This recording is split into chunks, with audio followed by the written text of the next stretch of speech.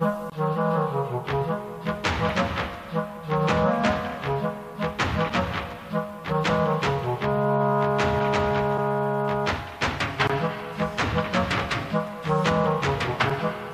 estime à 10 millions le nombre des Français qui, chaque année, consultent soit un voyant, soit un astrologue, soit un sourcier, soit un rebouteux ou autre sorcier des temps modernes.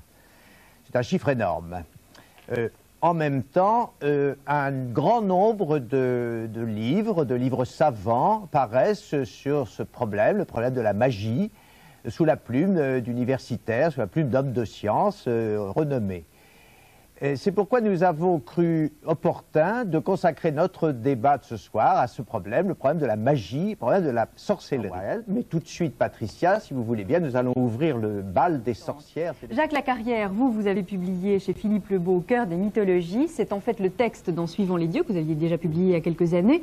Donc on peut dire une histoire de l'humanité à travers ces mythes, enrichie cette fois-ci d'une iconographie. Enfin... Alors, Robert Muchimblé, je voudrais élucider un point de vocabulaire avec vous, qui est un historien de la magie universitaire. Qu'est-ce qui distingue un mage d'un sorcier? Y a-t-il une identification étroite entre la magie et la sorcellerie? Il y a beaucoup de choses qui vont ensemble à l'intérieur de tout ça. Madame est une sorcière romantique à la Michelet.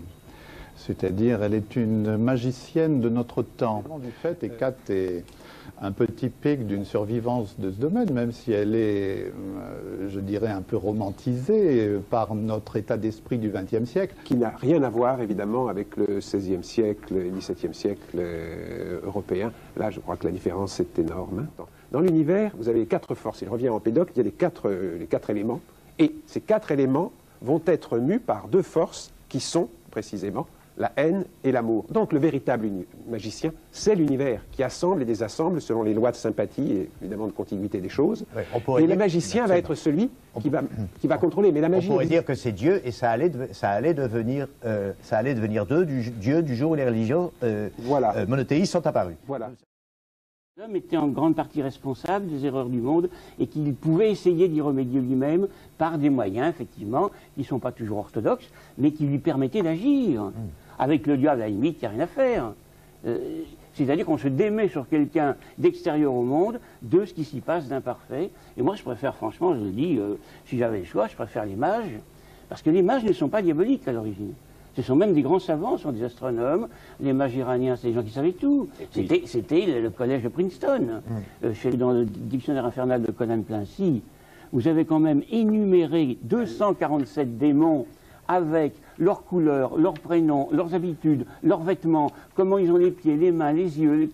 C'est extraordinaire d'avoir inventé tout ça. Tout coexiste au sein du même individu. Et je crois que là, il y a une approche qui n'est pas l'approche dégradée, mais qui est l'approche, encore une fois, j'y reviens, du sacré, c'est-à-dire d'une dimension pleinement religieuse, et on redécouvre, même par la magie, je dirais, cela.